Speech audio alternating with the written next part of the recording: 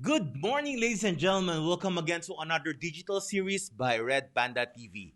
I'm your host, Mike Yu, and I'll be talking to very interesting people in this episode.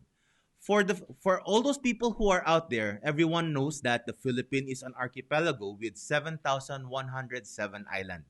In short, we are surrounded by the bodies of water, wherein people like coming here, doing water sport, doing water activities, and most importantly, go to our lovely dive site.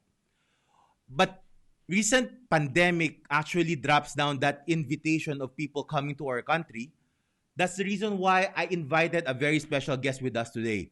He's a dive instructor who has a very good story to tell because during the lockdown, he's getting his certification.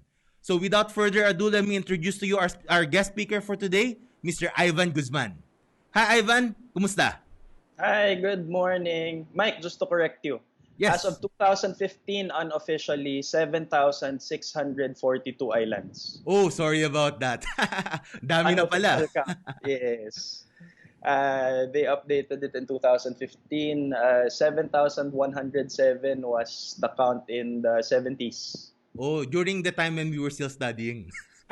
Well, we weren't born yet. We weren't born yet. True, true. So, Ivan, is it possible for you to tell us something about yourself? How did you get into diving? So I started diving around 20 years ago as a form of bonding with my dad because my dad is my scuba instructor. Correct. I have been a dive professional for the last 15 years. Mm-hmm. I recently became a PADI course director or instructor trainer, which means that I can train and certify dive instructors. Great. Under While I was in training in Malaysia, in Yeah. Kota Kinabalu, that's when the lockdown started Correct. in the Philippines. I was able to catch the last flights on the way back home. What was funny was on my last day there, all the restaurants were closing. My flight was at 6 p.m. Mm-hmm. So of course, I had to put food inside me. So I went out of my hotel looking for a restaurant, an open restaurant. Everyone was already closed. So I had no choice but to leave earlier for the airport and then just look for food there. But in the airport, only McDonald's was open. Anywhere you go, McDo pa rin talaga yung the best food Yes, to look for. always McDo. Pero Ivan, can you tell me something for the audience out there who hasn't been diving yet or who hasn't tried diving? What goes into your mind while you are diving? I know it's an exciting thrill, parang yung mga exciting seekers or those thrill seekers who wants to go underwater. It's that feeling. Can you describe it for us? Diving is a different experience for different people. It brings out the real persona of the person that goes underwater. The machismo becomes very timid when they become underwater. The timid becomes very adventurous once they get to breathe. I remember you were telling me about your underwater experiences before when you did your initial dives. Yes, it's the thrill seeker. Yung parang when you go under, you want to do lots of things. Pero coming from what do you call this? An artistic side, I'd go more on the photography side than the diving itself. Kasi I like taking different types of beautiful pictures. Eh. So it Yes. actually So depends again with how you see it, diba? Like what you said. yeah, it brings out an entirely different person when you're underwater. So you can expect yourself developing either a new fear or a new encouraging skill. I see. Wow. Um, for those people like what Ivan said a while ago, he was taking up or he was getting his certification while the whole Philippine was locked down. And the first thing that came into his mind is gutom ako or I am hungry. Is that correct, right? Yes. So, can you discuss us what were you taking during that time in Kota Kinabalu and what was going through your mind when you found out that the Philippines was going to a lockdown and there might be no flights coming in or out of the country? Uh, I was undergoing the course director training course, which is the a means to attain the highest level of training for the PADI system. Okay. It was a 10-day course, and we were about to enter lockdown when I went there. The Philippines, I mean, The was Philippines, okay. after lockdown when I went there. So, as I was taking the course, or while I was reviewing in my hotel room, I was also receiving updates on how many infected people there were in the Philippines, on how I'm going to travel back. So that was the biggest distraction that I had while I was taking the course. Okay. It was the first time. It was the first time that I've experienced receiving low marks for my presentations. Mm, Uh, Presentations that I've been doing for so long.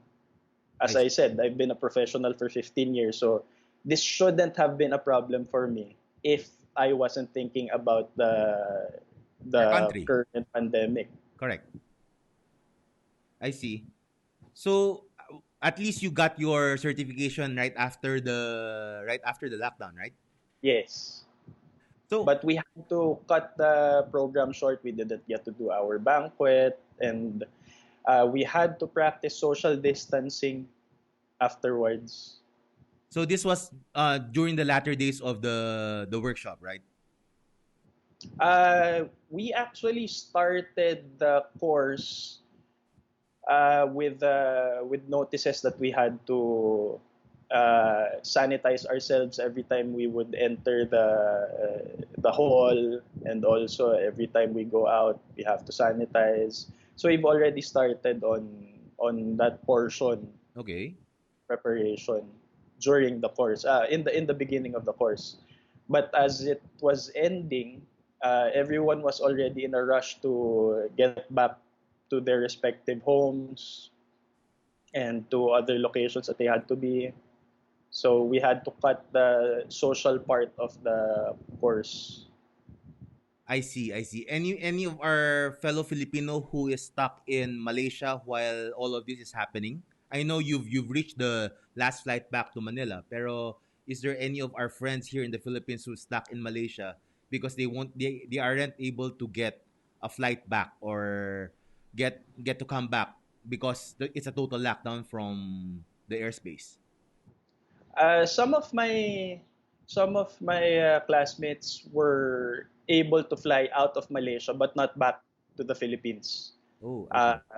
One of them went home to Sweden. The other one from Bohol went to Bali. Now he's stuck there for a month. Okay. The classmate of mine from Sweden was actually messaging me yesterday asking me on how he's going to get back to Cebu. I see. So at least they're keeping themselves busy for those people who are locked down on the beaches, right? Yes, at least for them they can get in the water. But for us here back in the Philippines, Mm-hmm.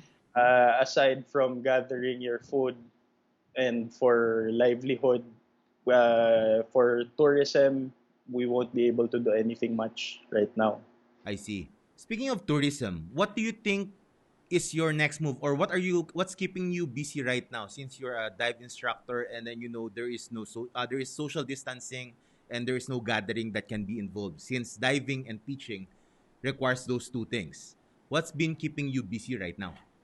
Right now, I am finishing off a dive master course, which is basically the initial professional level for scuba diving. Okay.